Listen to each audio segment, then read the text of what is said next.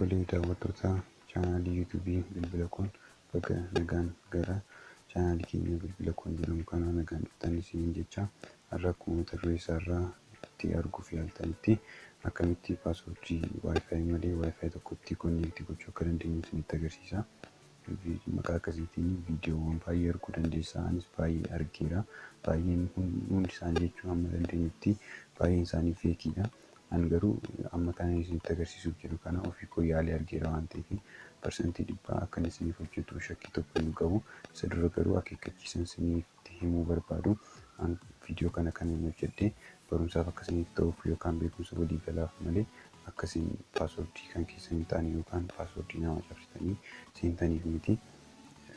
Kana gootanii yoo argamtanii chaanaaliin keenya itti gaafatamummaa isaa akka hin fudhanne gamanumaan isin beeksisuu barbaanna. Barumsa qofaaf akka itti fayyadamtanii gorsa keenya gamanumaan isiniif himuu barbaanna. Akkamitti akka godhamu tartiibaan isinitti agarsiisa.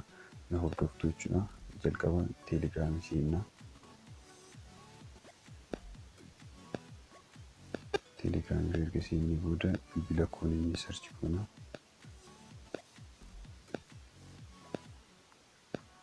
Kun akkuma agartan isinii dhufeera asirratti. Appilikeeshiniin kun Play Store irra hin jiru. Kanaaf kan inni asirratti isiniif taane achumaan yeroo chaanaalii kana keessa seentanii chaanaalicha join gochuu hin dagatinaa. Amma appilikeeshinicha buufanna jechuudha. Appilikeeshinicha nama buusaa jira.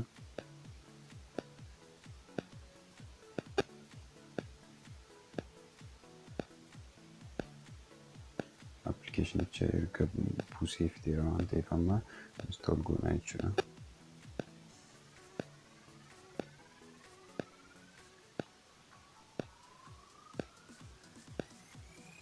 Appilikeeshinii keenya install jira. Amma tartiibumaan akkamitti akka hojjetu isinitti agarsiisuudhaaf jalqaba waayifaayiin konneektii godhee jiru forgoot godheen isinitti agarsiisa. Amma waayifaayiin konneektii godhee jiru teekinooloojii sirrii kan jedhamudha.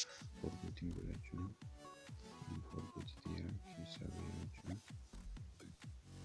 Sana booddee amma waayifaayicha banna jechuudha.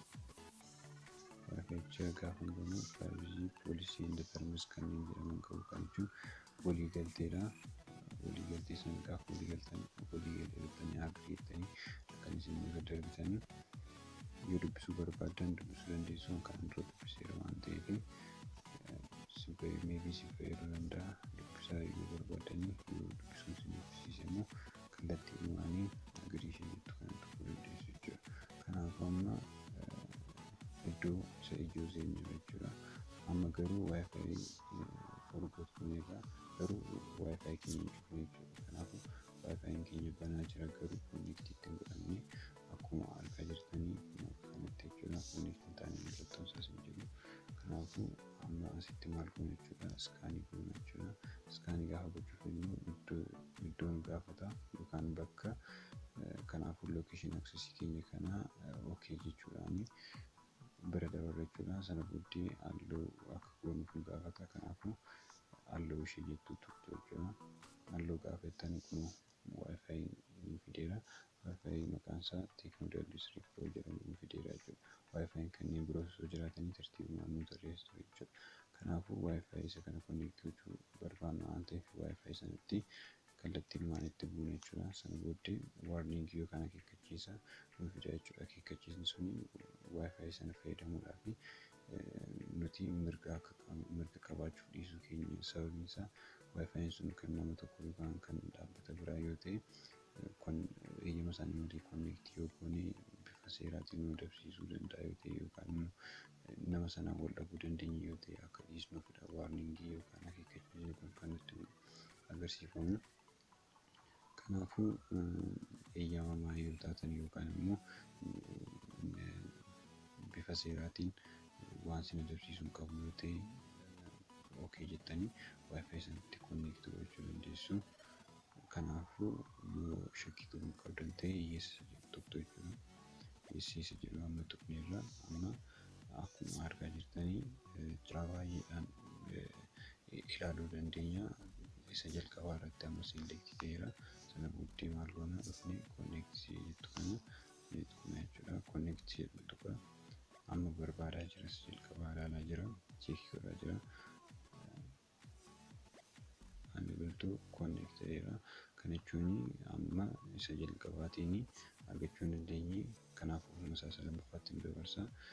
Isa lammaffaatiin akkuma sila yaalla jechuudha. Amma kun lammaffatti dabarseera. Asii connect ishee jettu tokko jechuudha. Ammas connect godha. Ammas si'a lammaffaadhaaf yaalaa jira.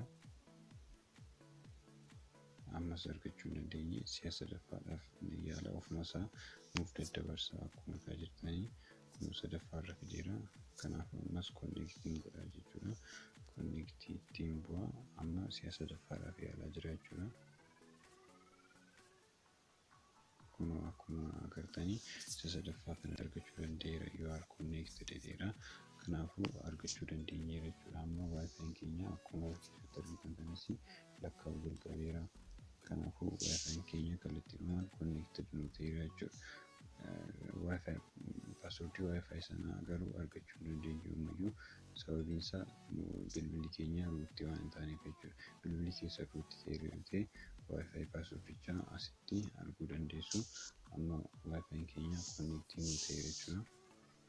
Kanaafuu cheekii gochuu dandeenyu barbaanne baay'ee fakkeenyaaf